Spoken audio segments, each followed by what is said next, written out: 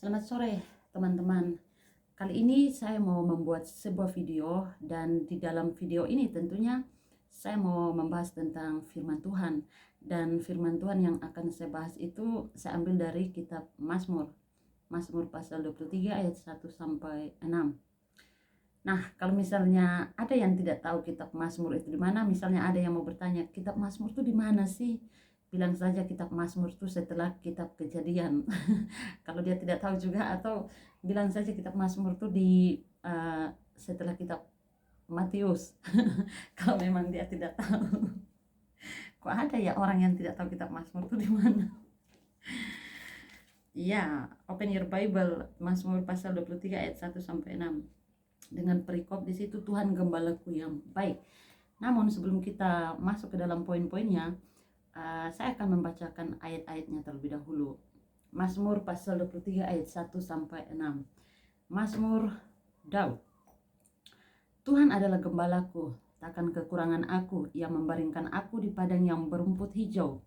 Ia membimbing aku ke air yang tenang. Ia menyegarkan jiwaku. Ia menuntun aku di jalan yang benar oleh karena namanya.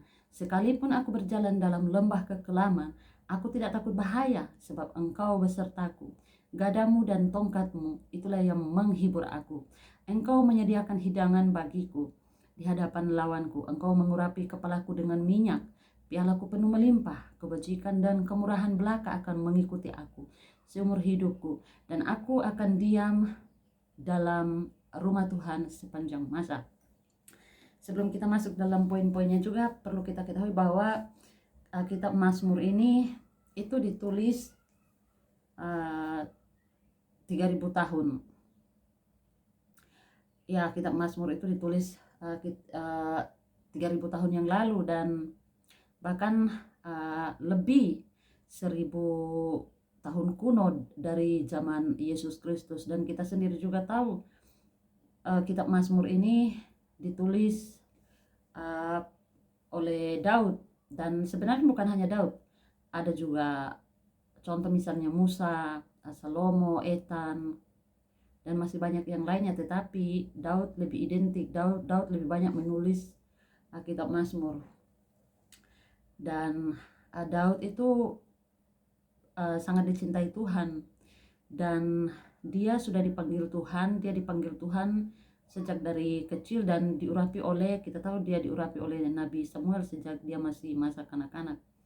Dan salah satunya dia menulis kitab Mazmur pasal 23 tentunya, karena di situ dikatakan Mazmur Daud. Oke, kita sudah selesai membacakan ayat-ayatnya. Jadi kita akan membahasnya sedikit demi sedikit. Nah, di dalam bahasa Yunani itu ada kata fobia. Seringkali kita mendengar kata fobia. Fobia itu apa sih? Nah, fobia itu artinya rasa takut yang berlebih-lebihan dan yang menetap terhadap sesuatu. Nah, sesuatu di sini ini misalnya orang atau benda atau binatang atau keadaan tertentu.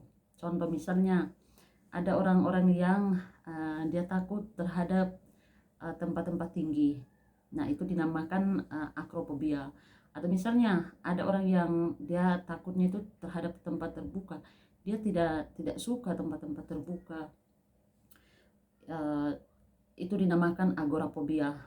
Terus klaustrofobia, itu artinya rasa takut terhadap tempat tertutup. Jadi dia juga tidak menyukai tempat-tempat yang tertutup. Terus aismofobia, itu rasa takut terhadap benda tajam, runcing misalnya pisau. Dia paling takut sekali dengan benda-benda tajam seperti itu. Kemudian antropofobia, itu rasa takut terhadap orang laki-laki atau laki-laki tertentu.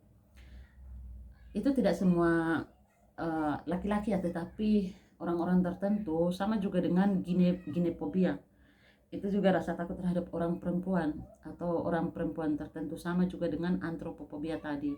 Terus astrafobia, itu rasa takut terhadap guru, petir, badai. Jadi kalau ada guru, petir, badai, itu dia sangat takut sekali. Terus hematofobia, itu rasa takut terhadap darah. Dia paling tidak suka melihat darah karena dia ya mungkin dia mempunyai pengalaman atau trauma yang seperti apa sehingga membuat dia itu sangat takut sekali dengan darah. Melihat darah saja dia takut. Terus hidrofobia itu rasa takut terhadap air. Nah, pertanyaannya, hidrofobia rasa takut terhadap air. Tentu kita kan mandi tentu menggunakan air. Lah bagaimana dengan orang hidrofobia?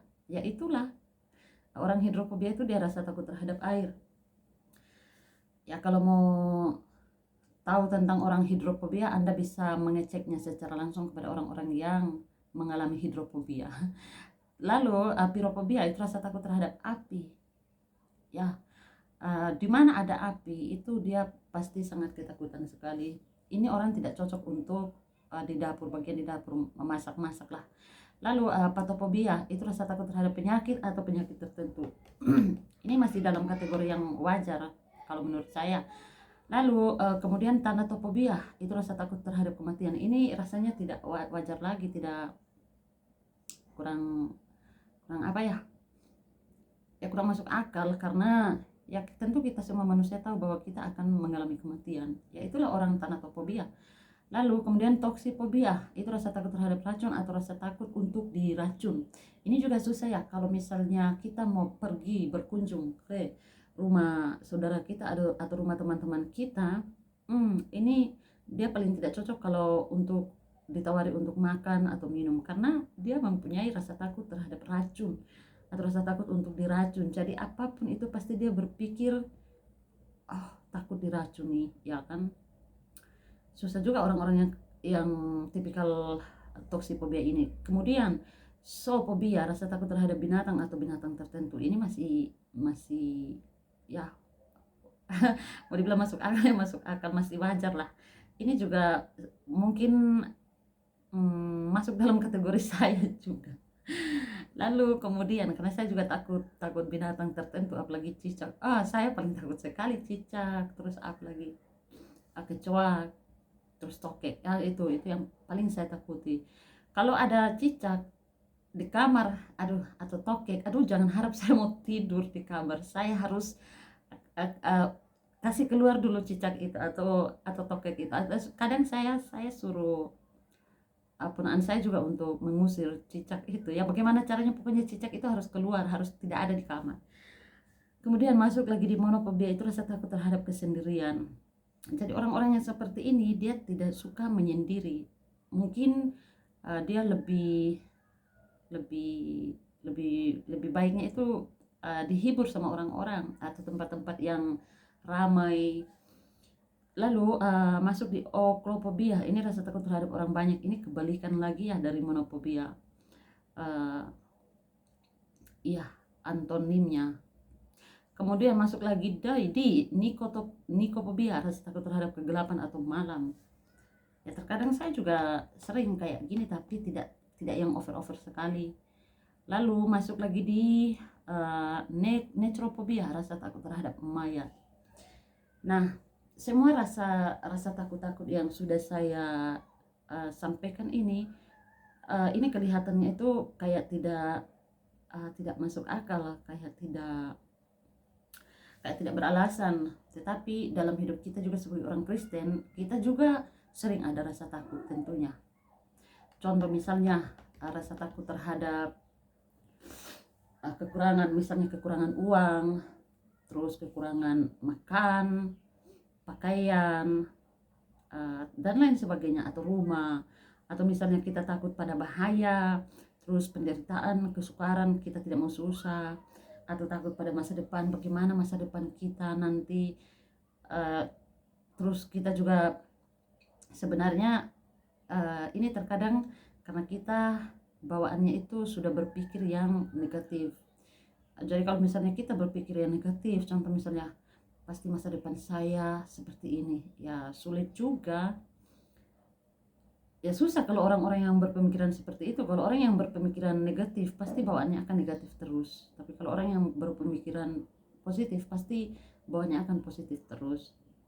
Terus juga kita juga terkadang takut tersesat secara rohani. Nah, takut tersesat secara rohani ini jarang ada orang-orang Kristen yang mempunyai pemikiran seperti ini. kecuali yang orang-orang tertentu saja baru mereka bisa mempunyai pemikiran takut tersesat secara rohani.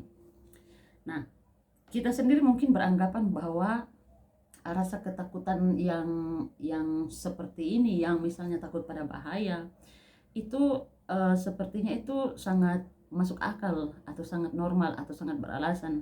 Tetapi kalau ditinjau dari sudut pandang kitab suci atau ditinjau dari sudut pandang Allah sendiri, semua rasa takut itu sebenarnya kita uh, tidak boleh ada. Atau rasa takut yang contoh misalnya takut pada bahaya atau penderitaan atau kesukaran, itu sebenarnya itu juga tidak beralasan dan itu juga sebenarnya tidak normal. Sama juga dengan rasa takut yang seperti orang-orang yang fobia contoh misalnya rasa takut terhadap mayat, itu sama saja dan sebenarnya itu tidak boleh ada. Kenapa? Karena Mazmur pasal 23 ayat 1 sendiri kan sudah berkata Tuhan adalah gembala kita.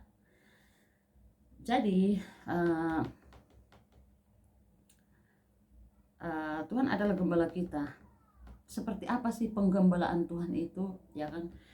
Jadi di sini kita bisa melihat bahwa Tuhan menggembalakan kita itu secara personal atau secara pribadi. Kenapa? Karena dalam Mazmur pasal 23 ayat 1 Daud berkata Tuhan adalah gembalaku. Nah, kitab suci juga memang menggambarkan Tuhan sebagai gembala Israel secara kolektif. Secara kolektif itu maksudnya secara bersama. Tetapi ada juga kitab suci menggambarkan Tuhan menggembalakan umat-umatnya atau domba-dombanya itu secara personal atau secara pribadi. Lalu di dalam Mazmur 78 ayat 52, nah kita sendiri bisa membacakannya. Saya akan membacakannya. Disuruhnya umatnya berangkat seperti domba-domba, dipimpinnya mereka seperti kawanan hewan di padang gurun. Lalu Yesaya pasal 40 ayat 11, seperti seorang gembala, ia menggembalakan kawanan ternaknya dan menghimpunkannya dengan tangannya, anak-anak domba di pangkunya. Di pangkunya tentu di pangku Tuhan atau gembala, induk-induk domba dituntunnya dengan hati-hati. Tetapi dalam Mazmur pasal 23 ayat 1 ini kelihatannya bahwa ia menggembalakan dombanya secara pribadi. Ayat-ayat yang saya berikan tadi itu ayat-ayat yang menunjukkan bahwa Tuhan itu menggembalakan umat-umat Israel juga secara kolektif maksudnya.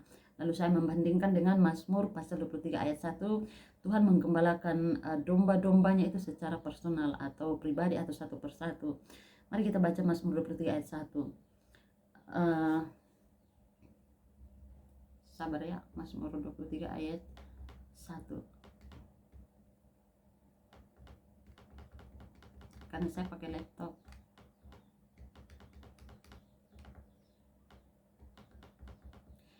Ya, Mazmur Daud, Tuhan adalah gembalaku, takkan kekurangan aku. Tuhan adalah gembalaku, takkan kekurangan aku. Lalu saya kan sudah memberikan ayat-ayat tadi yang menggambarkan bahwa Allah juga menggembalakan umat-umatnya itu secara kolektif. Lalu pertanyaannya, tetapi kenapa dalam Mazmur 23 ayat 1 ini kelihatannya bahwa ia menggembalakan dombanya itu secara pribadi atau satu persatu, dan itu menunjukkan bahwa dalam menggembalakan Tuhan itu memperhatikan kita satu persatu. Jadi tidak hanya memperhatikan secara kolektif tetapi memperhatikan kita juga secara one by one.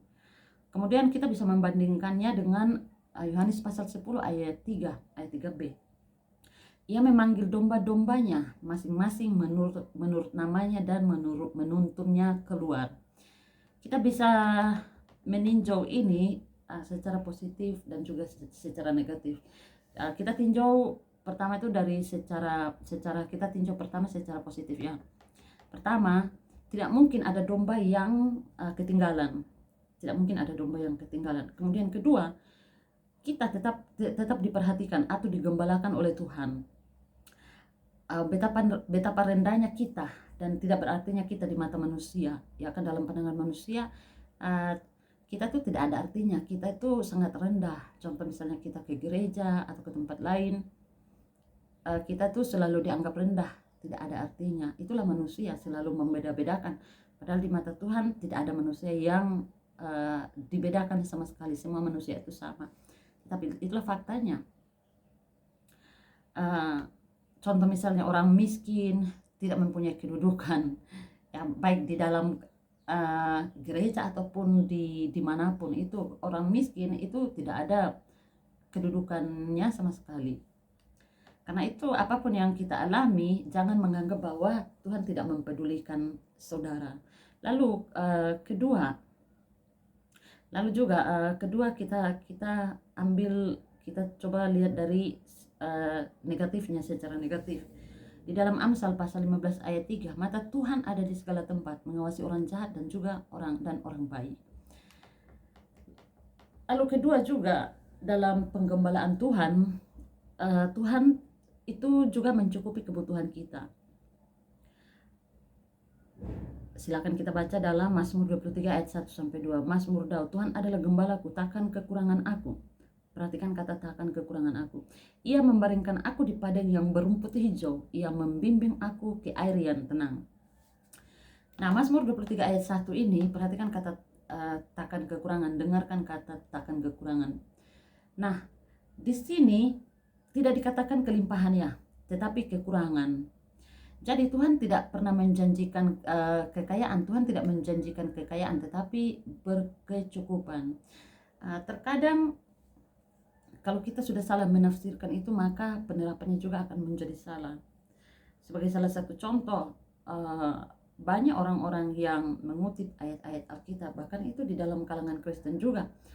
Mereka mengutip ayat-ayat Alkitab lalu mereka tafsir. Contoh, di dalam kitab apa tuh, aku datang supaya mereka mempunyai hidup yang berkelimpahan. Nah, banyak orang menafsirkan kata hidup di situ, itu diartikan secara jasmani. Makanya kalau orang menafsirkan hidup dengan pengertian jasmani, maka muncullah teologi kemakmuran di situ. Dan juga bukan hanya ayat-ayat itu saja, tapi masih banyak ayat-ayat yang lain. Tetapi coba kita bandingkan lagi dengan Mazmur pasal 34 ayat 10-11. Saya akan membacakannya. Takutlah akan Tuhan, hai orang-orangnya yang kudus, sebab tidak berkekurangan orang yang takut akan Dia. Singa-singa muda merana kelaparan, tetapi orang-orang yang mencari Tuhan tidak kekurangan sesuatu pun yang baik. Mazmur pasal 37 ayat 25. Dahulu aku muda, sekarang telah menjadi tua, tetapi tidak pernah kulihat orang benar ditinggalkan dan anak cucunya meminta-minta roti. Lah, kalau kita memang betul-betul kekurangan, kita perlu introspeksi diri. Apakah Matius, kita masuk dalam Matius, apakah Matius pasal 6 ayat 33 sudah kita lakukan atau tidak? Kalau misalnya kita memang betul-betul kekurangan, jadi kita harus perlu mengintrospeksi diri, apakah Matius 6 ayat 33 ini sudah kita lakukan atau belum? Saya akan membacakan ayatnya. Matius 6 ayat 33. Tetapi carilah dahulu kerajaan Allah dan kebenarannya, maka semuanya itu akan ditambahkan kepadamu. Tetapi terkadang juga ada orang yang dia menyalahgunakan ayat ini, lalu kemudian dia berkata bahwa, dia menyimpulkan bahwa kita harus mencari dahulu kerajaan Allah dan kebenarannya, maka Tuhan akan memberikan kita harta kekayaan, kita akan hidup mewah, kita akan hidup di dalam berkelimpahan. Nah, itu kan sudah masuk dalam teologi kemakmuran. Kalau mereka menyimpulkan seperti itu, bagaimana dengan doa Bapa kami yang diajarkan oleh Yesus? Bapa kami yang di surga, dikuduskanlah namamu, berikanlah kami pada hari ini, saya lompat, berikanlah makanan kami pada hari ini, makanan kami yang secukupnya. Ada kata secukupnya di situ. Kalau memang Tuhan mengajarkan untuk kita untuk hidup dalam berkelimpahan, atau Tuhan menjanjikan Tuhan akan memberikan kita hidup berkelimpahan, kalau misalnya kita cari dahulu kerajaan Allah, memberikan semuanya, kita akan hidup dalam berkelimpahan. Bagaimana dengan doa Bapa kami yang diajarkan oleh Yesus? Tidak mungkin firman Allah dia bertolak belakang, tidak mungkin. Jadi kita harus tahu konteksnya. Pertama-tama kita harus tahu konteksnya. Jadi kalau kita tafsir Alkitab out of context, maka kesimpulannya juga nanti akan menjadi salah. Bahkan penerapannya nanti bisa menjadi sesat. Sehingga kita bisa melihat dalam zaman-zaman sekarang kan banyak orang yang tergila-gila dengan contoh misalnya yang ajaran-ajaran teologi kemakmuran. Kalau engkau mengikut Yesus, hidupmu akan diberkati. Engkau akan hidup di dalam berkelimpahan. Engkau akan kaya. Engkau tidak akan sakit. Segala sakit penyakit akan hilang. Semuanya itu menuju semua dalam teologi kemakmuran. Itu kan konyol. Tuhan tidak pernah menjanjikan seperti itu. Yesus sendiri berkata bahwa kalau engkau mengikut aku, sangkal diri, pikul salib, lalu mengikut aku. Tidak mungkin, namanya firman Allah, dia tidak mungkin bertentangan ayat yang satu dengan ayat yang lain. Oke?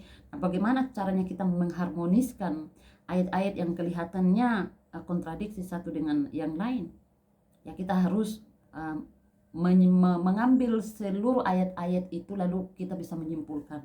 Kalau kita hanya mengambil ayat yang sebagian saja lalu kita menafsirkan bagaimana dengan ayat yang kelihatan yang kontradiksi, ya kan tidak bisa. Kita harus mengambil keseluruhan ayat-ayat itu baru lalu kita bisa menyimpulkan.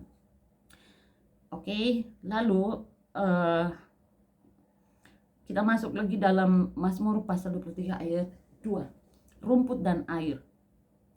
Nah, itu memang kita tahu rumput dan air itu memang kebutuhan, itu merupakan kebutuhan domba. Dan itu pasti diberikan oleh gembalanya. Tidak mungkin gembalanya tidak memberikan. Itu pasti gembalanya itu akan memberikan. Tuhan tidak pernah berjanji untuk memberikan semua yang kita inginkan ya, tetapi semua yang kita butuhkan. Saudara bisa baca dalam Matius pasal 6 ayat 25 sampai 36. Sampai 34. Lalu apa penerapannya? Penerapannya adalah apakah saudara khawatir atau takut karena mungkin harga-harga akan naik? Ya kan, harga-harga BBM mungkin naik, kita tidak bisa mampu untuk membeli, atau pokoknya semua kita sudah khawatir, takut lah karena kita semua dalam keadaan terbatas dan tidak bisa apa-apa lagi. Kita tidak perlu takut. Kenapa? Karena ia sendiri berjanji mencukupi kebutuhan saudara. Ingat doa Yesus, doa yang diajarkan Yesus. Berilah kami pada hari ini makanan kami yang secukupnya. Dia akan mencukupi. Oke, jadi kita harus bisa tahu apa sih mencukupi itu, apa sih cukup itu. Jadi cukup itu tidak kaya juga, tidak miskin juga, jadi pas-pas gitu. Jadi di sini kita harus bisa membedakan. Kita harus ingat bahwa Tuhan tidak pernah berjanji, Tuhan tidak berjanji untuk memberikan semua yang kita inginkan, tetapi semua yang kita butuhkan. Contoh misalnya, saya menginginkan sesuatu, tetapi dengan motivasi yang salah. Misalnya, oh Tuhan, tolong berikan saya motor, atau Tuhan tolong berikan saya mobil. Saya mau saya mau jalan-jalan, dengan teman-teman saya. Itu menurut saya doa yang tidak berkenan, doa yang tidak sesuai dengan kehendak Tuhan. Itu motivasinya itu penuh dengan hawa nafsu. Tetapi kalau misalnya apa yang kita butuhkan, misalnya tidak ada dalam kita tidak memiliki barang-barang tersebut, misalnya motor atau mobil, lalu kita berdoa dan memang benar-benar kita tidak mempunyai dan memang benar-benar kita membutuhkan, kita berdoa minta kepada Tuhan dengan motivasi untuk memuliakan nama Tuhan, dengan motivasi untuk melayani Tuhan. Saya rasa Tuhan akan mengabulkan doa kita. Kenapa? Karena motivasi kita benar. Kecuali kalau motivasi kita hanya untuk bersenang-senang, saya rasa itu doa kita tidak sesuai dengan kehendak Tuhan, doa yang tidak sesuai dengan kehendak Tuhan. Tetapi kalau motivasinya memuliakan nama Tuhan, untuk melayani Tuhan, saya yakin doa kita akan dikabulkan Tuhan. Yang penting memang benar-benar kita membutuhkan. Jadi juga jangan kalau misalnya kita sudah mempunyai mobil juga, ya kan, lalu kita berdoa minta lagi di Tuhan. Dan sebenarnya pada faktanya kita sebenarnya tidak membutuhkan mobil itu, kita hanya untuk memamerkan mungkin, atau hanya untuk supaya bisa dilihat sama orang, disegani sama orang. Ya saya rasa itu tidak ada arti. Saya rasa itu tidak berkenan di Tuhan, di hadapan Tuhan itu tidak berkenan. Lalu penggembalaan Tuhan itu yang seperti apa lagi? Tuhan akan memimpin kita. Saudara bisa baca dalam Mazmur 23 ayat 2b, kemudian 3a dan 3b. Saya akan membacakannya. Ia membaringkan aku di padang yang berumput hijau. Ia membimbing aku ke air yang tenang. Ia menyegarkan jiwaku. Ia menuntun aku di jalan yang benar oleh karena namanya. Mazmur, perhatikan kata-kata di dalam Mazmur 23 ayat 2b itu ada ia membimbing aku, ada kata ia membimbing aku. Kemudian Mazmur 23 ayat 3a, ia menyegarkan jiwaku. Tapi NIV menerjemahkan He restores my soul. Dia memulihkan jiwaku. Nah, kata menyegarkan ini sebetulnya lebih tepat diterjemahkan memulihkan. Maksudnya kata menyegarkan sebetulnya lebih tepat diterjemahkan memulihkan. Seperti dalam terjemahan NIV, ia memulihkan. Sedangkan kata memulihkan bisa diartikan memulihkan dari kelelahan atau memulihkan dari kesesatan. Contoh, ya memang kata menyegarkan dengan memulihkan itu memang sebenarnya beda. Kalau kata menyegarkan itu dia lebih ke memperbarui atau merevitalisasi. Sedangkan contoh misalnya saya tidur menyegarkan tubuh dan pikiran saya. Kemudian memulihkan, kalau memulihkan tuh dia lebih ke membangun, atau ya dia lebih ke membangun. Contoh misalnya saya tidak kepercayaan saya hilang, tetapi oleh karena dia melakukan perbuatan baik, kepercayaan saya pulih kembali. Contohnya misalnya seperti itu. Jadi kata memulihkan itu dia lebih ke membangun. Ya, dia lebih ke membangun. Kemudian kata menyegarkan itu dia lebih ke memperbarui atau merevitalisasi. Dia lebih ke situ. Jadi memang ada perbedaan kata menyegarkan dengan memulihkan. Atau misalnya memulihkan kita dari kelelahan atau dari kesesatan, ya, atau memulihkan kita dari ketidakpercayaan kita. Jadi saya rasa arti yang kedua itu lebih cocok sesuai dengan konteksnya, karena konteks kan membicarakan Tuhan, pimpinan Tuhan, ya, pimpinan Tuhan atau gembala. Kemudian Mazmur 23 ayat 3b, ia menuntun aku di jalan yang benar. Lalu apa penerapannya untuk Mazmur 23 ayat 3b ini? Jangan takut tersesat, Tuhan memimpin saudara. Dan ini tidak berarti bahwa kita boleh mengarahkan hidup kita secara sembarangan. Ya, maksudnya kita kan tahu Tuhan memimpin kita. Kemudian oleh karena kita berpikir Tuhan memimpin kita, itu tidak berarti bahwa kita boleh mengarahkan hidup kita secara sembarangan.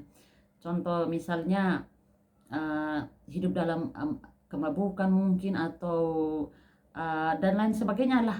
Kita membuat kekacauan, berkelahi, dan lain sebagainya, hal-hal yang jahat oleh karena kita berpikir bahwa Tuhan memimpin kita. Itu salah. Dan juga kita tentu harus berusaha untuk mengetahui dan mentaati kehendak Tuhan bagi kita. Tetapi kita juga harus percaya bahwa Tuhan mau, atau Tuhan akan, dan Tuhan pasti akan memimpin kita. Kemudian penggembalaan yang seperti apa yang Tuhan lakukan? Tuhan menolong, atau hal yang keempat itu, Tuhan menolong atau melindungi kita dari kesukaran atau dari bahaya. Nah, kalau melihat Mazmur 23 ayat 1 sampai 3, maka kehidupan domba ini enak terus. Tetapi kalau kita membaca Mazmur 23 ayat 4, maka ceritanya menjadi lain. Saya akan membaca Mazmur 23 ayat 1 sampai 4. Mazmur Daud. Tuhan adalah gembalaku, takkan kekurangan aku. Ia membaringkan aku di padang yang berumput hijau. Ia membimbing aku ke air yang tenang. Ia menyegarkan jiwaku. Ia menuntun aku di jalan yang benar oleh karena namanya. Sekalipun aku berjalan dalam lembah kekelaman, aku tidak takut bahaya. Sebab engkau besertaku. Gadamu dan tongkatmu itulah yang menghibur aku. Nah, di sini ada kata-kata lembah kekelaman. Ini lembah kekelaman terjemahan LAI. Nah, kalau dalam terjemahan lama, misalnya King James Version, terus RSV, NIV, NASB, itu diterjemahkan lembah bayang-bayang maut. Nah, kalau kita dengar lembah bayang-bayang maut, ini jelas menunjukkan sesuatu yang sangat menakutkan, ya kan? Atau yang sangat tidak menyenangkan sekali. lembah bayang-bayang maut. Tetapi LAI menerjemahkan lembah kekelaman. Juga kalau misalnya kita membaca Mazmur 23 ayat 5, maka ada kata lawan. Ada kata lawan. Saya baca ya. Engkau menyediakan, Mazmur 23 ayat 5, engkau menyediakan hidangan bagiku di hadapan lawanku.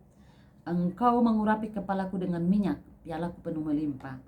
Nah, dalam kitab suci bahasa Inggris, kata lawan ini ada dalam bentuk plural, jamak, enemies. Penulisannya enemies. Di situ enemies artinya musuh-musuh. Kalau enemy itu artinya musuhnya hanya satu, bentuk tunggal. Tetapi di dalam Alkitab terjemahan Inggris itu ditulis enemies. Artinya musuhnya lebih dari satu, musuh-musuh. Musuhnya bukan hanya satu, tapi musuhnya banyak, enemies. Itu jamak ya. Enemies itu menunjukkan jamak, plural.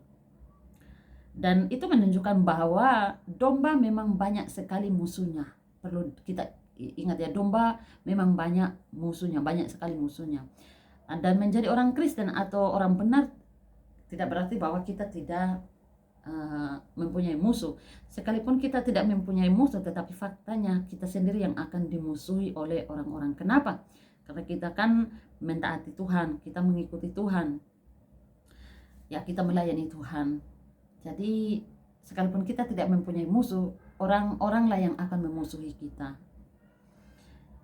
Kemudian kita sendiri bisa melihat contoh yang terjadi dalam kehidupan Paulus, di mana Paulus itu kan seorang rasul yang sangat saleh, dan ia juga banyak mengalami permusuhan dan pertentangan.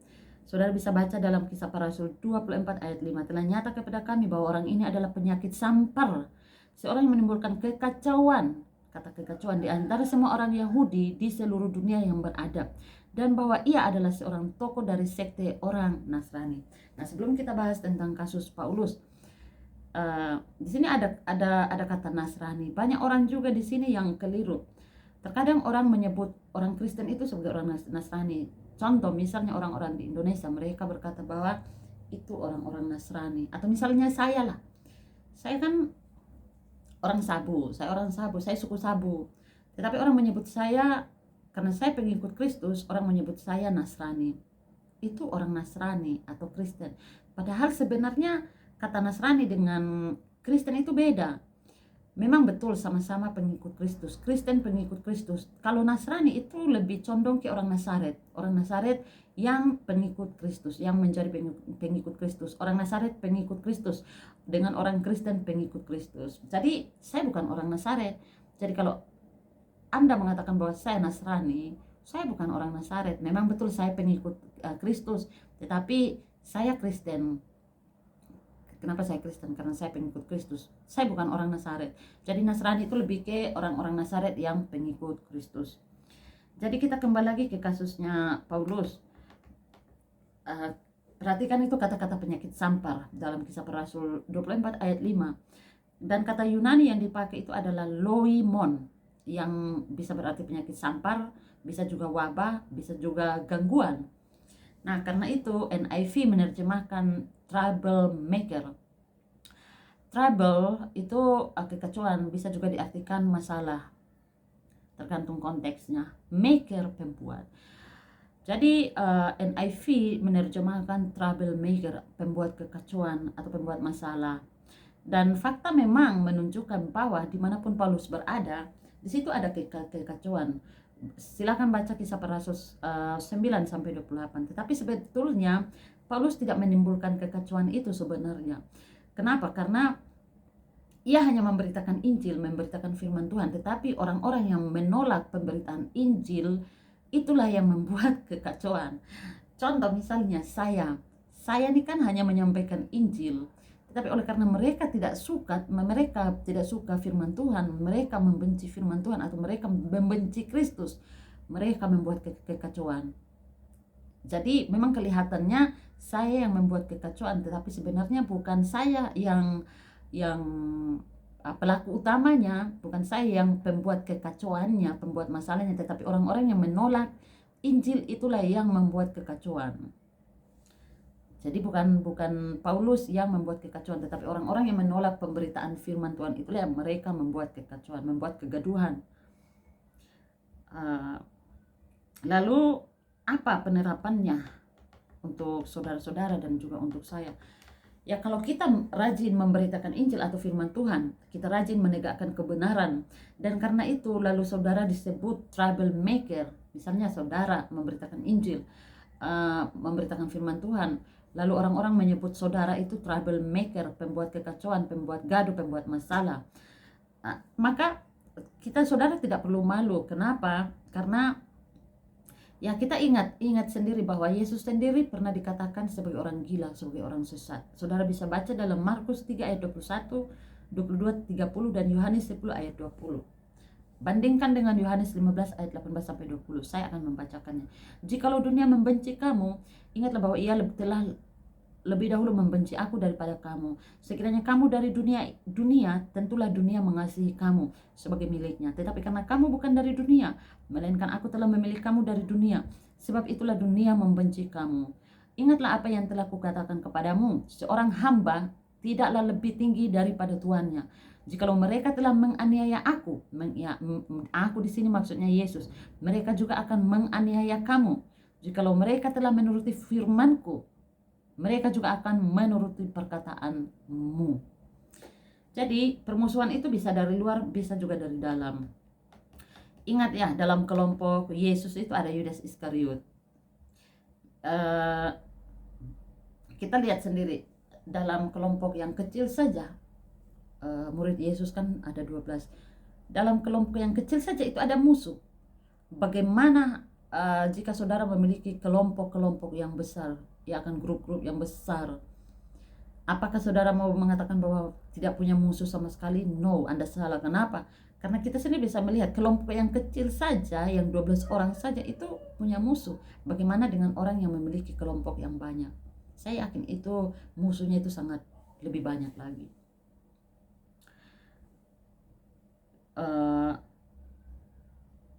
Ya, permusuhan itu bisa dari luar, bisa juga dari dalam. Kita sendiri, saya sudah menyampaikan bahwa kita sendiri bisa melihat dari kasus murid-murid Tuhan Yesus, Yudas Iskariot sendiri. Kita juga bandingkan lagi dengan kata-kata Paulus dalam Filipi 3 ayat 18 sampai 19. Karena seperti yang telah kerap kali kukatakan kepadamu dan yang kunyatakan pula sekarang sambil menangis, banyak orang yang hidup sebagai seteru salib Kristus. Kesudahan mereka ialah kebinasaan. Tuhan mereka ialah perut mereka. Kemuliaan mereka ialah aib mereka. Pikiran mereka semata-mata tertuju kepada perkara duniawi.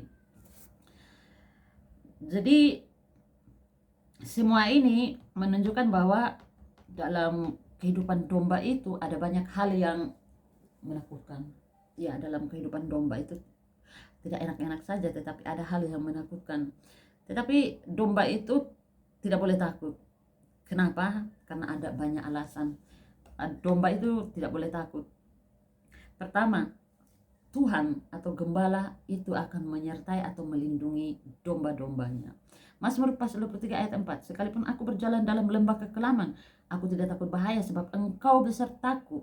Gadamu dan tongkatmu itulah yang menghibur aku. Kemudian alasan yang kedua, kenapa kita tidak boleh takut? Tuhan bahkan bisa memberkati kita di tengah-tengah kesukaran atau di tengah-tengah musuh. Mazmur 23 ayat 5. Engkau menyediakan hidangan bagiku di hadapan lawanku. Engkau mengurapi kepalaku dengan minyak. Pialaku penuh melimpah. Perlu kita ketahui bahwa dalam Mazmur 23 ayat 5 ini itu hanyalah metafora atau kiasan yang dipakai ya, bukan lagi gembala dengan domba, tetapi tuan rumah dengan tamu. Karena tradisi pada saat itu mengharuskan tuan rumah itu untuk bersikap ramah terhadap tamu-tamu.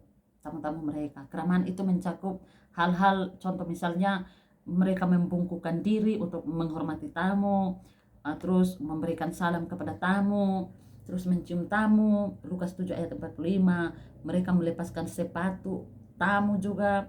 Itu dilakukan oleh tamu itu sendiri atau oleh hamba dari tuan rumah. Mencuci kaki tamu, Lukas 7 ayat 44, mengurapi kepala tamu dengan minyak, Lukas 7 ayat 46, Mazmur 23 ayat 5b, terus memberi minum air, Matius 10 ayat 42, terus mengajak makan, Mazmur 23 ayat 5a,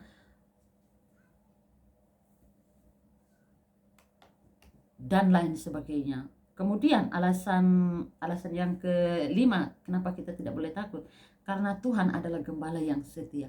Mazmur 23 ayat 6 mengatakan, kebajikan dan kemurahan belaka akan mengikuti aku seumur hidupku, dan aku akan diam di dalam rumah Tuhan sepanjang masa.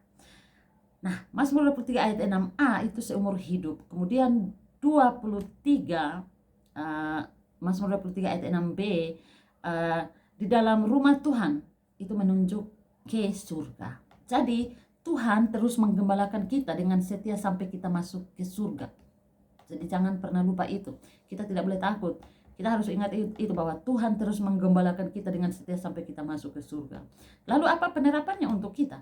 Penerapannya adalah jangan takut bahwa Tuhan akan bosan terhadap saudara. Mungkin kita berpikir bahwa Tuhan sudah bosan dengan kita oleh karena mungkin kita melakukan hal-hal yang tidak sesuai dengan kehendak Tuhan, atau muncullah pemikiran-pemikiran yang negatif, pemikiran-pemikiran yang membuat kita itu seolah-olah muncul pemikiran dalam benak kita seolah-olah Tuhan itu sudah bosan terhadap saudara. Kita tidak boleh takut dan tidak boleh berpikir seperti itu, karena Tuhan adalah gembala yang setia, yang bahkan akan tetap setia sekalipun saudara tidak setia. 2 Timotius 2 ayat 13. Jika kita bertekun, kita pun akan ikut memerintah dengan dia. Jika kita menyangkal dia, dia pun akan menyangkal kita. Jika kita tidak setia, dia tetap setia, karena dia tidak dapat menyangkal dirinya. Jadi kita sendiri tahu bahwa manusia itu terkadang tidak setia. Tuhanlah yang setia. Tuhan tidak pernah meninggalkan kita umat-umatnya, tetapi umat-umatnya lah yang meninggalkan Tuhan. Kita harus menyadari itu, dan kita harus sadar. Jadi kesimpulannya adalah dari 5 hal di atas ini, kita bisa menyimpulkan bahwa penggembalaan Tuhan itu perfect, penggembalaan Tuhan itu sempurna. Karena itulah maka kita tidak boleh takut. Jadi kita tidak boleh muncul lagi pemikiran-pemikiran, oh kita takut karena mungkin nanti kita begini begitu bla bla bla. Kita tidak boleh takut, karena penggembalaan Tuhan itu sempurna. Tetapi bagaimanapun juga kita tetap mempunyai tanggung jawab untuk menjadi domba yang baik. Bagaimana menjadi domba yang baik itu? Untuk menjadi domba yang baik, saudara harus menjadi domba atau orang Kristen dulu terlebih dahulu. Mazmur pasal 23 yang adalah Mazmur penggembalaan didahului oleh Mazmur 22 yang adalah Mazmur tentang salib. Perhatikan Mazmur 22 itu. 22 ayat 2, 8 sampai 9, 16, 17, 19. Nah, kalau kita belum datang kepada Kristus yang sudah tersalib itu, atau kita belum menerima dia sebagai juru selamat kita, maka kita tidak bisa mengharapkan dia sebagai gembala kita. Dia tidak bisa menjadi gembala kita, atau kita tidak bisa mengharapkan dia sebagai gembala kita. Ya, kita harus menerima dia dulu sebagai juru selamat kita, sebagai Tuhan dan juru selamat kita, baru dia bisa menjadi gembala kita. Nah, kalau kita tidak menerima dia sebagai juru selamat kita, sampai kapanpun dia tidak bisa menjadi gembala kita, dan kita tidak bisa mengharapkan dia menjadi gembala kita. Itu bagaimana caranya bisa menjadi domba yang baik. Kemudian untuk menjadi domba yang baik juga, maka kita juga harus mempunyai hubungan pribadi dengan gembala. Hubungan pribadi, hubungan khusus dengan gembala. Mazmur 23 ayat 1 adalah gembalaku. Lalu apa penerapannya untuk saudara-saudara? Penerapannya adalah apakah saudara memperhatikan atau menekankan hubungan pribadi saudara dengan Tuhan? Ya kan? Atau mungkin saudara hanya berpikir bahwa saudara sudah memperhatikan atau sudah memiliki hubungan oleh karena saudara sudah pergi ke gereja, dan lain sebagainya. Tapi yang saya maksudkan di sini adalah hubungan pribadi. Misalnya di saat teduh kita kita ada melakukan persekutuan pribadi dengan Tuhan di saat teduh. Jadi hubungan kita tuh bukan hanya sebatas di gereja saja, tetapi kita harus memiliki hubungan pribadi juga dengan Tuhan. Kita harus mengambil saat-saat teduh, kita berdoa. Jadi atau misalnya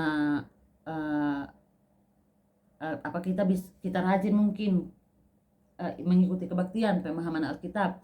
Itu memang semua baik, tetapi bagaimana dengan persekutuan pribadi kita dengan Tuhan, ya kan? Jadi kita harus mempunyai hubungan pribadi dengan Tuhan, bukan hanya di gereja. Lalu pertanyaannya saya lagi untuk penerapan ini, apakah iman dan kasih saudara kepada Tuhan bertumbuh? Ya kan? Apakah iman dan kasih saudara kepada Tuhan bertumbuh? Lalu kita juga harus bisa puas dengan apa yang diberikan oleh gembalanya. Itu salah satu syarat untuk bisa menjadi domba yang baik. Kita harus bisa puas dengan apa yang diberikan oleh gembalanya. Tuhan memberikan kebutuhan saudara, tetapi kalau saudara adalah orang yang tamak harta, yang sangat tergila-gila dengan harta, dengan uang, saudara tidak akan pernah puas dengan apa yang Tuhan berikan, ya kan? Tuhan sudah memberikan berkat kepada saudara, tetapi saudara tidak pernah puas dengan itu, ya kan? Itu namanya tamak harta, tamak uang, cinta uang.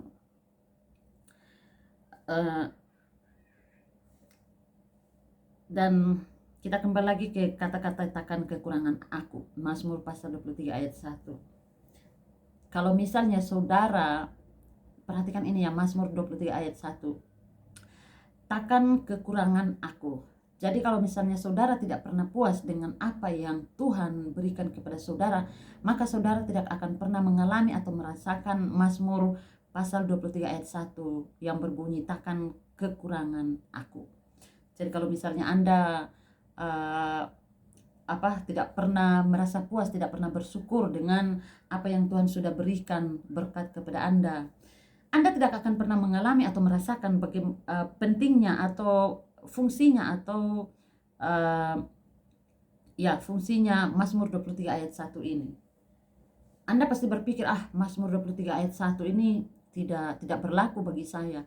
Tetapi kalau Anda merasa puas dengan pemberian yang Tuhan berikan, Mazmur 23 ayat 1 ini akan menjadi berlaku bagi saudara. Tetapi kalau Anda tidak pernah puas dengan apa yang Tuhan sudah berikan, maka Mazmur 23 ayat 1 ini tidak akan pernah berlaku untuk saudara. Kalau Anda mau Mazmur 23 ayat 1 berlaku bagi saudara, maka Anda harus bisa merasa puas dengan apa yang Tuhan berikan kepada saudara. Jangan tamak harta, jangan cinta uang, jangan tergila-gila dengan uang.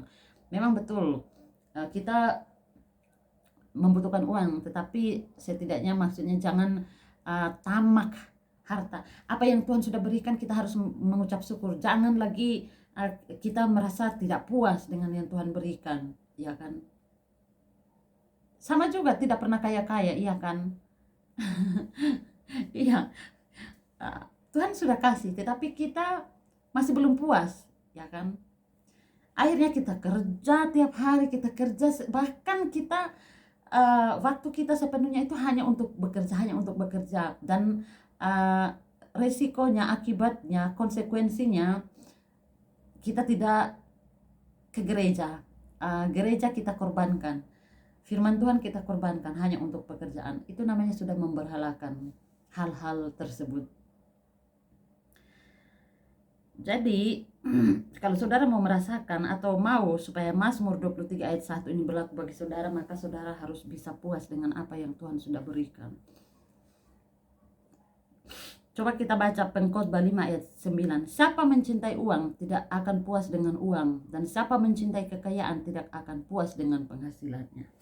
Ingat, Pengkhotbah 5 ayat 9. Siapa mencintai uang tidak akan puas dengan uang, dan siapa mencintai kekayaan tidak akan puas dengan penghasilannya.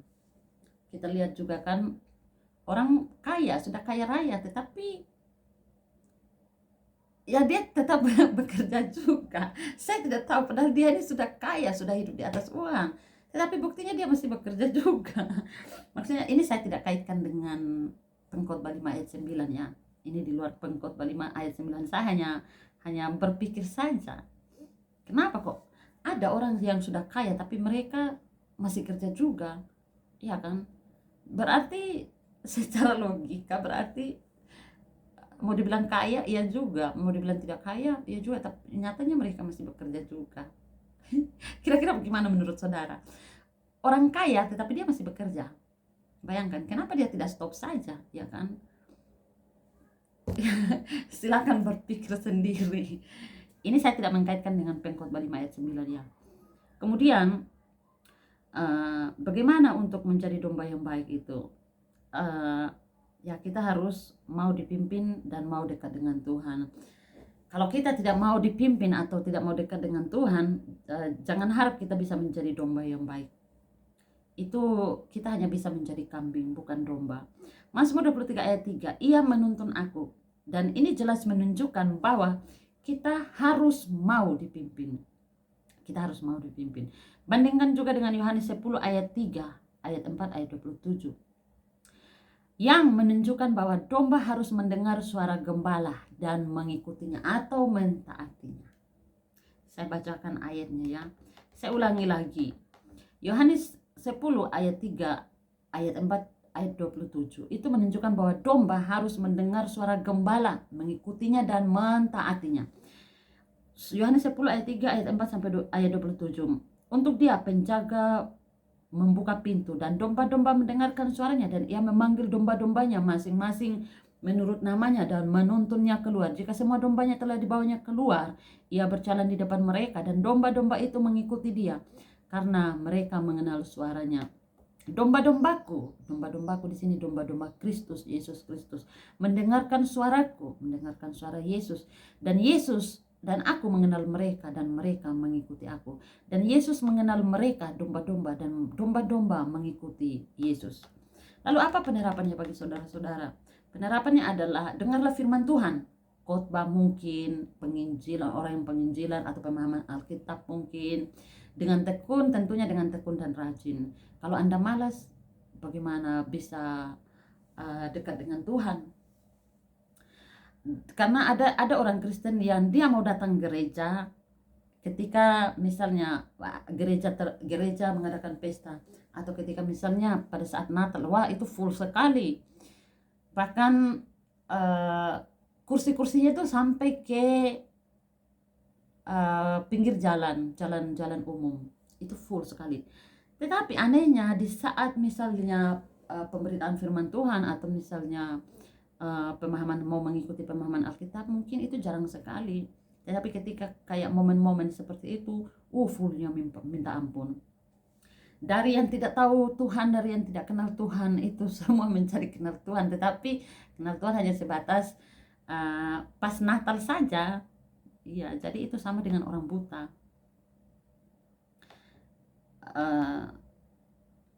Jadi ya kalau mau dekat dengan Tuhan, ya jangan pilih-pilih. Maksudnya kita hanya mau datang ketika misalnya ada perayaan pesta mungkin atau Natal mungkin, ya kan? Kita bisa mengikuti pemahaman Alkitab, mendengar khotbah dan lain sebagainya. Caranya untuk kita bisa dekat dengan Tuhan seperti itu. Kemudian untuk menjadi domba yang baik itu kita juga harus percaya, berharap dan bersandar kepada Tuhan, mengandalkan Tuhan. Satu-satunya mengandalkan Tuhan. Saudara mungkin yakin bahwa saudara tidak akan kekurangan, ya kan? Karena saudara mungkin berpikir bahwa deposito mungkin Anda banyak, terus Anda berpikir bahwa orang tua saudara mungkin kaya, Anda berpikir bahwa mungkin Anda mempunyai bisnis yang begitu banyak, terus Anda juga mungkin berpikir karena Anda adalah orang-orang yang memiliki jabatan-jabatan yang tinggi, dan otomatis juga karena jabatan tinggi gajinya juga banyak, saudara berpikir bahwa Anda tidak akan kekurangan oleh karena hal-hal seperti itu. Tetapi pemikiran seperti itu sebenarnya semua salah. Kenapa? Karena ya saudara harus yakin bahwa saudara tidak akan kekurangan itu ya bukan karena hal-hal materi-materi, hal-hal pekerjaan-pekerjaan saudara dan lain sebagainya, tetapi saudara harus yakin bahwa saudara tidak akan kekurangan itu karena Tuhan adalah gembala saudara. Oke? Jadi semuanya itu karena Tuhan. Tuhan bisa mengambil semuanya itu dari kamu, dari saudara, apapun itu. Tuhan kalau mau ambil dalam seketika juga Tuhan bisa. Jadi saya tekankan di sini, kita harus yakin bahwa kita tidak akan kekurangan. Itu bukan karena pekerjaan kita, bukan karena kita orang kaya, bukan karena deposit kita banyak, tetapi karena Tuhan adalah gembala saudara dan juga gembala saya. Tetapi ingat, kalau Anda belum menerima Dia sebagai juru selamat dan Tuhan pribadi saudara, saudara tidak akan pernah mengharapkan Dia sebagai gembala saudara, atau saudara tidak akan pernah menjadikan Dia sebagai gembala saudara. Dan kita kembali lagi dalam Mazmur pasal 23 itu. Domba dalam Mazmur pasal 23 itu yakin bahwa ia takkan kekurangan. Ia takkan kekurangan bukan karena ia melihat banyak rumput dan air, tetapi karena ia melihat gembalanya. Sama juga dengan hal seperti ini.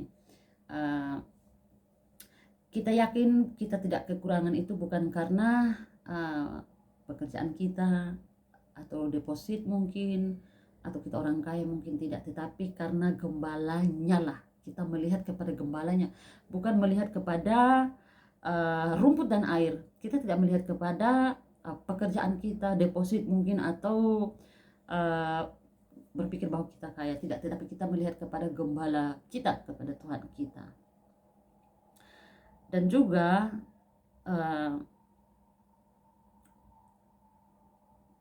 kita juga jangan berpikir atau yakin bahwa kita tidak akan tersesat. Mengapa yakin?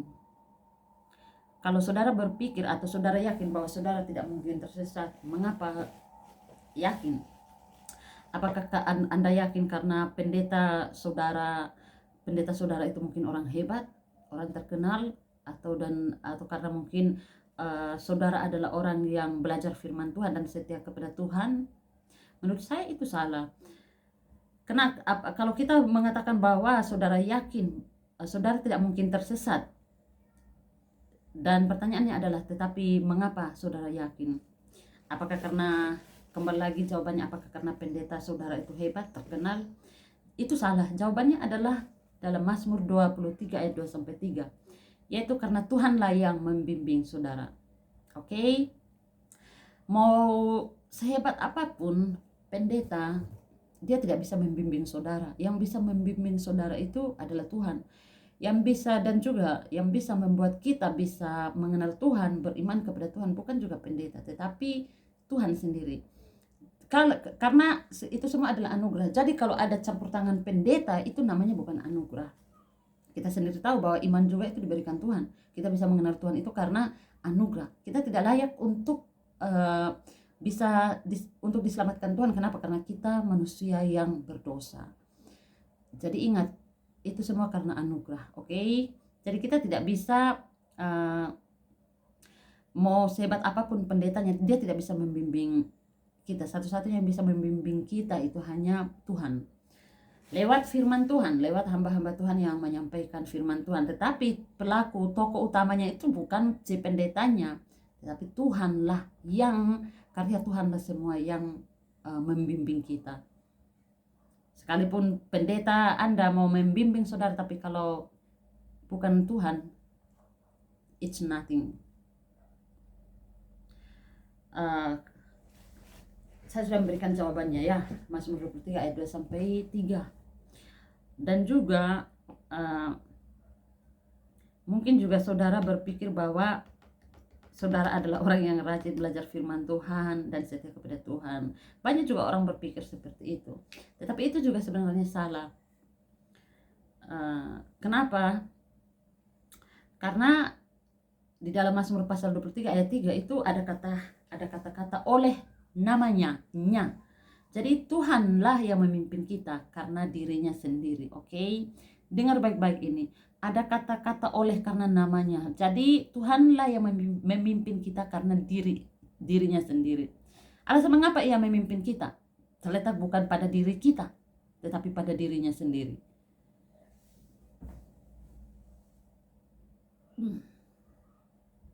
Jadi kita sudah tahu ya bahwa alasan mengapa ia memimpin kita terletak bukan pada diri kita ya, tetapi pada dirinya sendiri.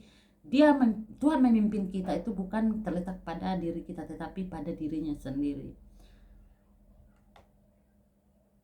Dan juga mungkin saudara berpikir atau saudara yakin bahwa saudara tidak akan hancur atau celaka dalam kesukaran, saudara tidak akan mengalami kesukaran, saudara tidak akan mengalami bahaya. Tetapi mengapa Anda yakin? Apakah karena Anda berpikir bahwa Anda orangnya yang memiliki powerful, yang sangat high, atau mungkin ada kekuatan orang lain? Apakah seperti itu? Itu juga salah. Jawabannya adalah ayat keempat, Mazmur 23 ayat 4, memberikan dasar keyakinan yang benar, yaitu engkau gada tongkat, inilah yang melindungi domba. Jadi bukan kekuatan saudara, bukan juga kekuatan orang lain, tetapi engkau gada tongkat, itulah yang melindungi domba. Oke? Ingat itu.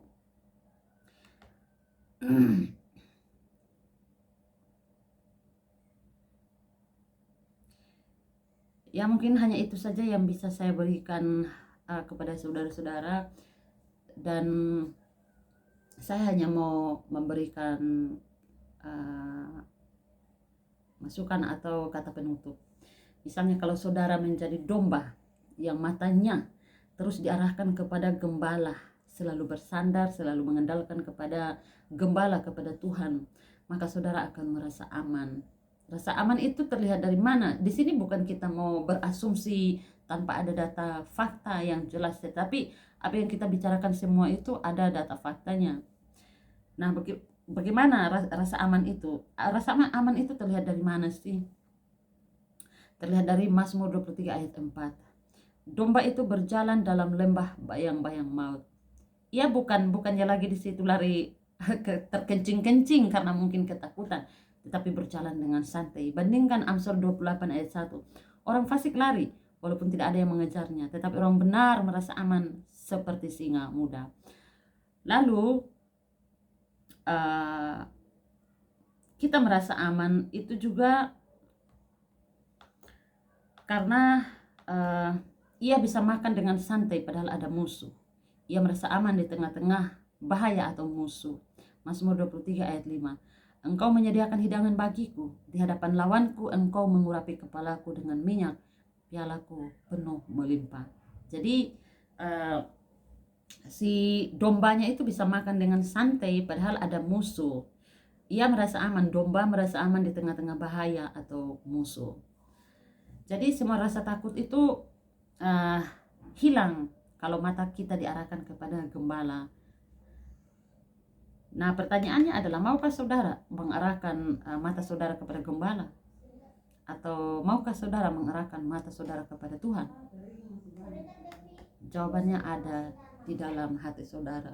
Saya tidak memaksakan itu jawaban Anda. Saya hanya bertanya saja.